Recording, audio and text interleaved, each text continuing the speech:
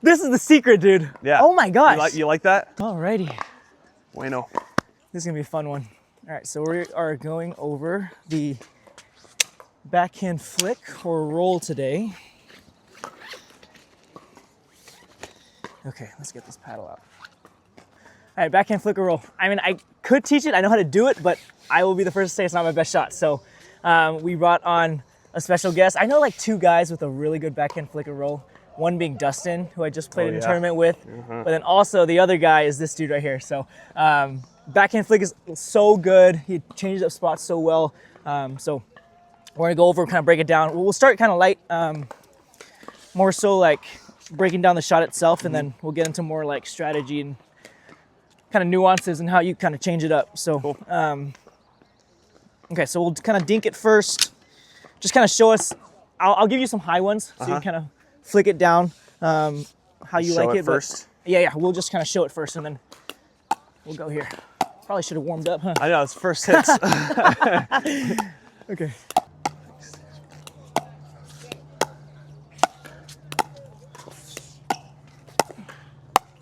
Yeah. Okay, so, I mean, he did both down the line, but you mix it up a lot. But can you just break it down, kind of how you go about kind of flicking, I guess, or rolls? However, what's the distinction? Yeah, I mean, a roll is a lot more defensive most of the time.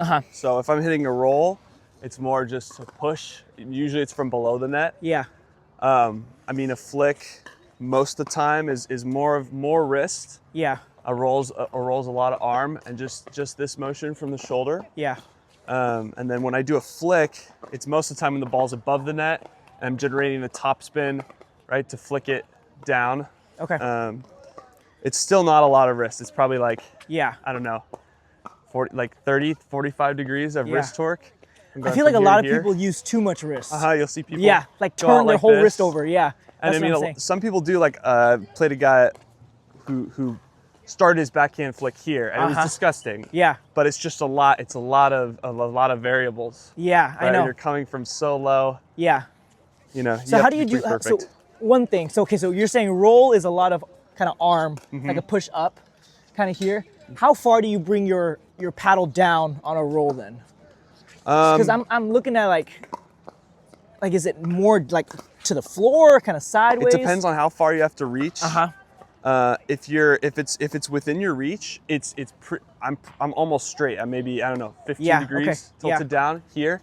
If it's really far in front, right, you'll kind of turn to poke. Got it. Which is another. I mean, that's another shot entirely. But yeah, a roll. I'm trying to keep the paddle pretty horizontal the whole time. Got it. Because I feel like when I do I guess this is different. When I do a flick, I feel like I'm too horizontal, and I end up sailing it long or something. Yeah. Well, flick, you have to wind your wrist up a little more. A little bit more. It does make sense. Okay. Can we see the roll real quick? Yeah. Let me try to get one under the roll. net here. I'm usually heads up, and you're hitting it. Oh, sorry. No, the cart. I'm hitting it off of like drops, like people's drops. Got it. Okay. A roll. Yeah, I mean, I'll hit it cross court sometimes, right? On dinks. Yeah. And it's really little motion, just a lift. Yeah. See, that's so good.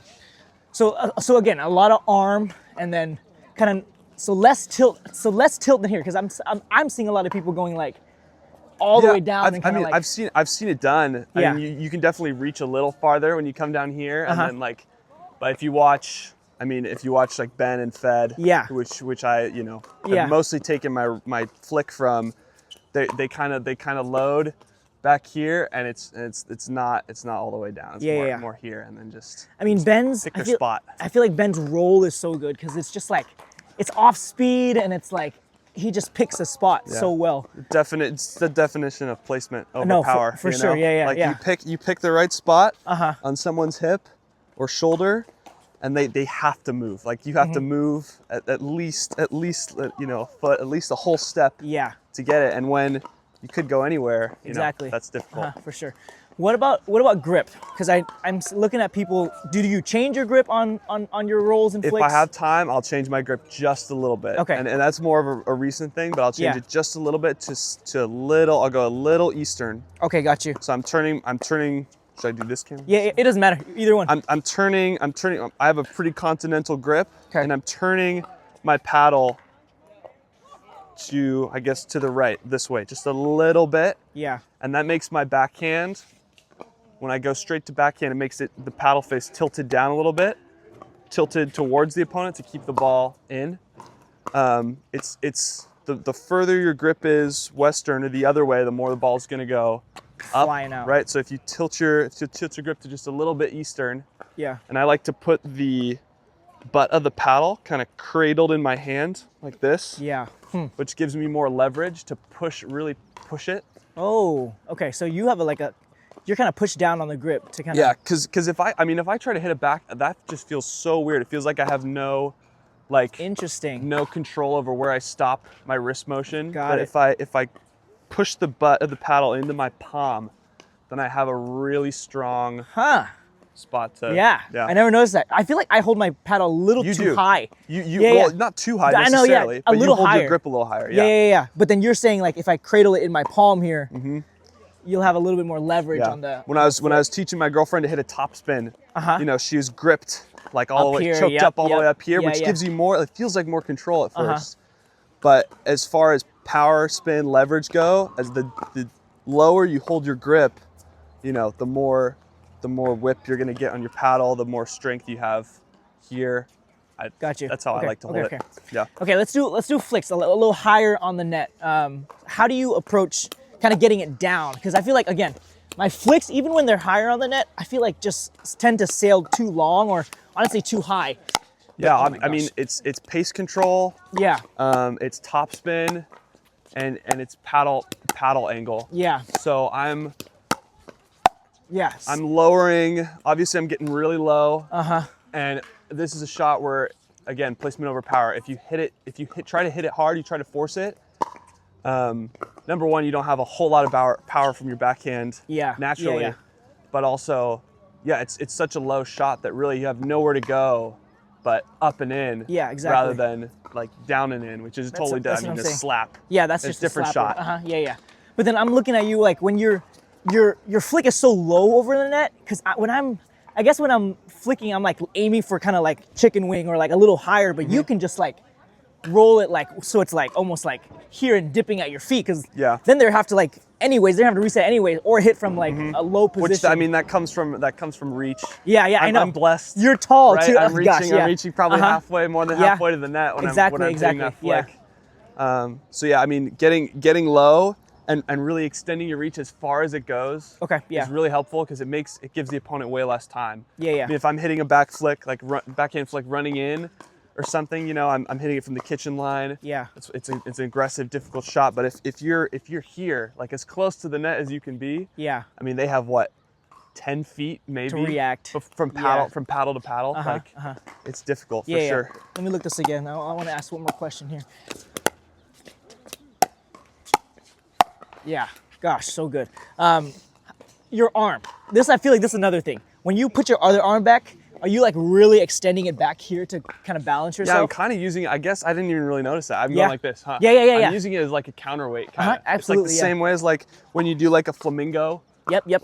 To really reach, right? Exactly. If you were here, you'd fall in. Exactly. So I'm using it as a small counterweight to really extend. Yeah, because you really reach into the kitchen. Because you're Yeah, it also helps me get, because it turns your shoulder, right? So it puts this shoulder, is when this arm goes back, it puts this shoulder way farther forward. Yeah. Whereas if you're here, right, it's I feel like that's what I do. Because I'm too out here. Straight. And I don't put my arm out, so I don't turn. This is really hard. This is insanely hard to hit line too. Yes. So you have to wait till the ball comes all the way over here to hit line. Whereas if you're here, you can go straight and hit the line, because your shoulders are this way. Dude, almost, right? So you can go straight and hit the line, but it's really easy to turn and hit mid-court, or I saw Mari Humberg hit some crazy hell yeah backhand flick winners into this corner. Exactly. You can really go anywhere with it. So just kind of this turn of the shoulder kind of opens your options more. Because I feel like I'm too horizontal. I'm here, I'm just trying to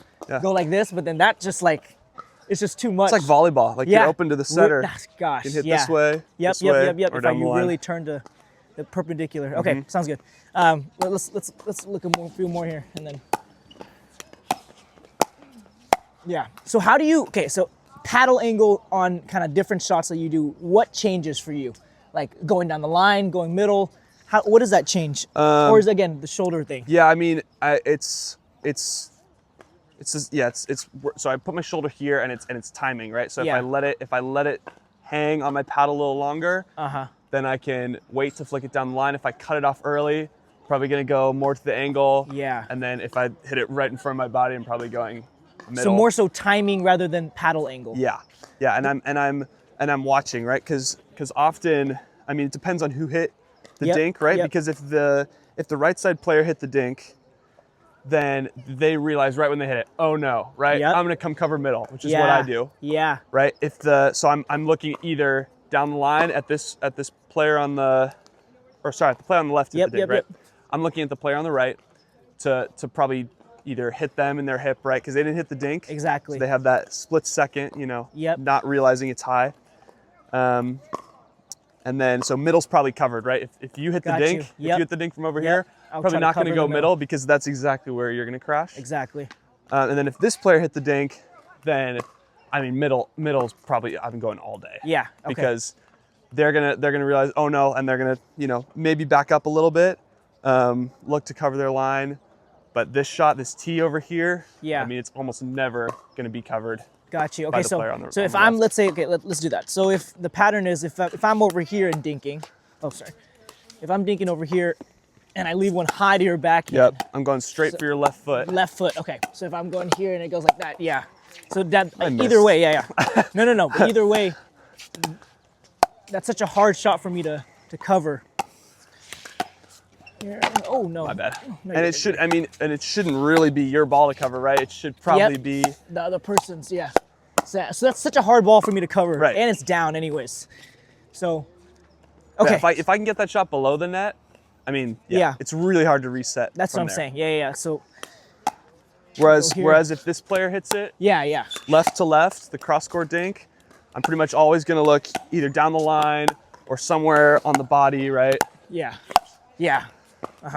So when you turn that wrist down, but honestly, so you're pretty, I guess when it's higher, you can go lower kind of with your paddle. Yeah, I mean, the higher it is, the more wrist you use, the more power to generate there is. Yep.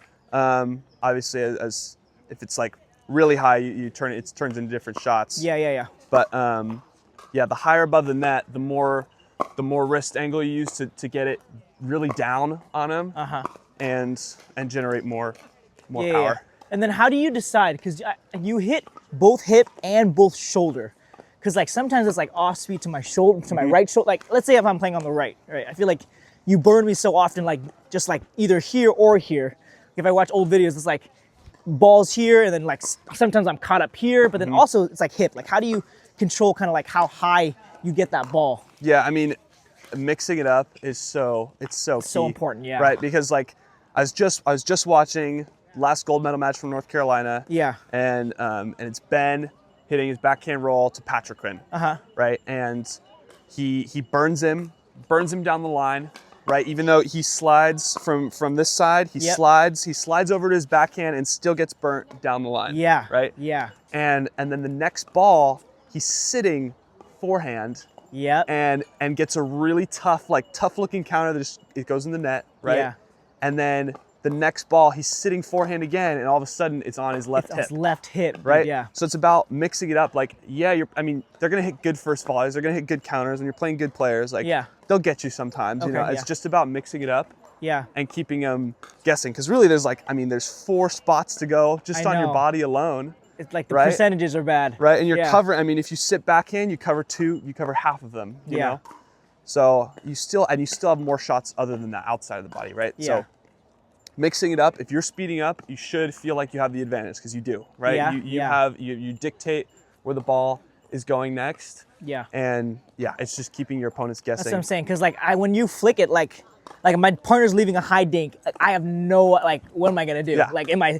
If I slide here and you go middle, then I'm banking on the fact that you close, right? Yeah. So, if you're playing Colin or something, he'll slide all the way here, but then if you go line, it's here. Yeah. Colin's gonna probably destroy my backhand. Well, gosh, he probably will for most players, but it's just so much court to cover when you're giving that much. No, agreed. That much flick. Terrible.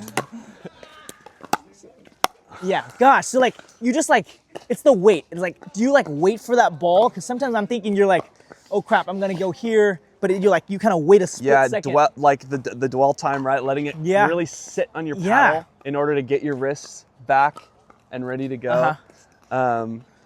Yeah, I mean this shot, it's kind of.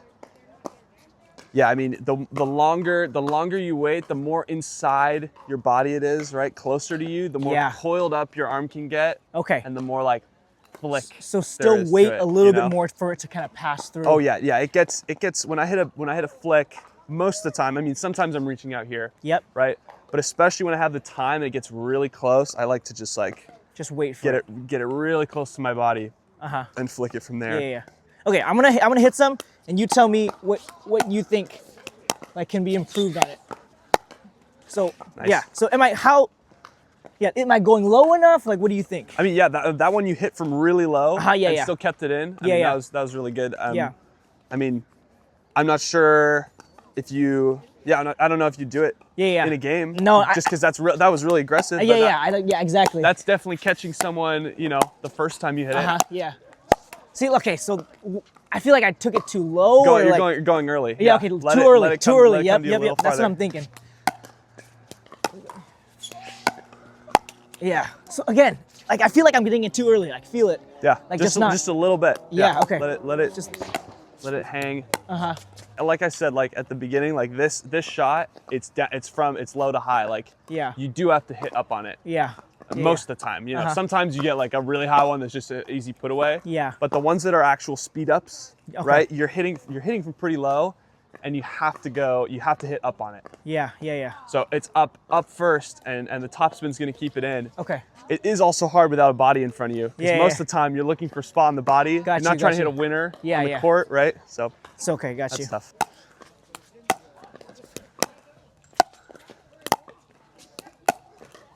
Okay, yeah. There you go. I feel like I'm still choking up too much. I'm not getting the I don't know. I don't know how I could hit a backhand flick like this because what it feels like is like the paddle is there's like play, like it's like a steering wheel, you know, like you can turn it without it actually moving. So it feels like when I do this.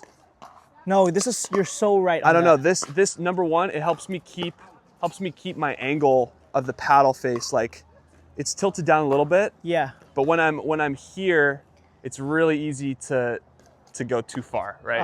And hit it into the net. Okay, let me try to. Do you change it mid game though? Because you're not always cradled like this, right? Or are you? No, I am pretty much. Pretty much. Okay. Pretty much, yeah. Because that way I don't change any grip for tui. Like for any tui, my hand just comes right on. Okay. There's already room. So maybe I need to. And then when I hit the roll. It's not a lot. My hand just shifts a little bit. Yeah. Just a tiny little bit. It's like a micro adjustment that I don't even realize I make a lot. No, I know what you're feeling because when I'm going like this, I feel like I have so much more like grip on the paddle, I guess. Yeah. Because here I'm like, my wrist feels weak or something. Like it doesn't have like leverage here. Well, you have weight here, right? Yeah. Like you have weight. It's like holding like a bow staff, like the other side wants to do stuff. I know. Too, when you're swinging like this. Okay. So when you really isolate the whole paddle on one side of your hand, I always feel like I have more control to hit. Okay, let me try that. I'm gonna hold the paddle a little lower.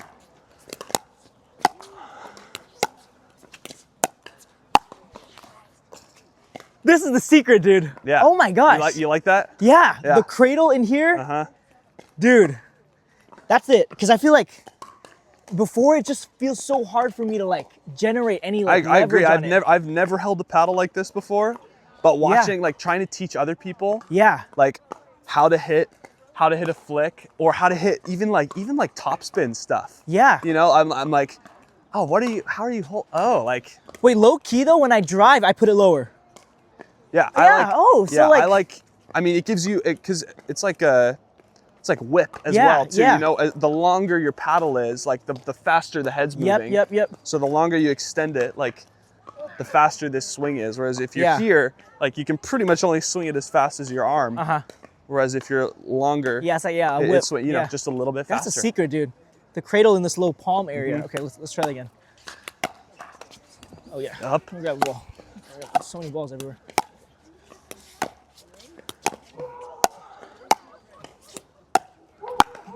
Dude.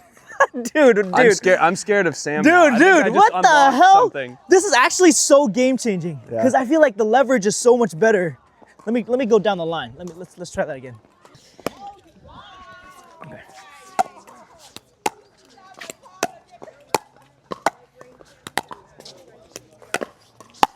Yeah. Okay. Even that though, that feels so much better. Now you're getting it up instead of, because when you're here, like, yeah, I mean, you really can only go. You can only go down here from here. Yeah. Yeah. No, I know. I can't. Yeah. There's no way you're hitting this up. Yeah, I know. It was so hard. It feels like my wrist is like dying, just like trying to contort it. No, so I have an unbelievable amount of strength compared to this. Yes. From that the little strength cradle. is the thing. Oh, so good. This is why it's good to talk about this because you know, you learn these things and then you adapt them to your game. Yeah. And you don't really realize what you're doing. No, dude, this is like just one little thing. Just changing like this is so good. Yep. Yeah, the viewers are gonna go crazy on this one. You don't know how someone's gonna come up to me later and be like, Henry taught me this. Oh, from this video. Okay, let's try it again.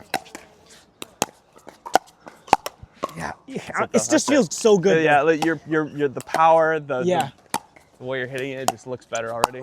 Yeah, even though that was terrible, it's too low. But like, yeah, I love that. A few more here. Oh yeah. Oh yeah. Wasted one of your balls. No.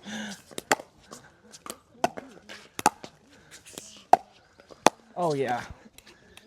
It goes against your instincts to hit a high dink. I'm too focused on I'm too focused on trying to flick it. Forget how to dink. Yeah, dude, it's just the leverage that you have on your flick. This is game changing.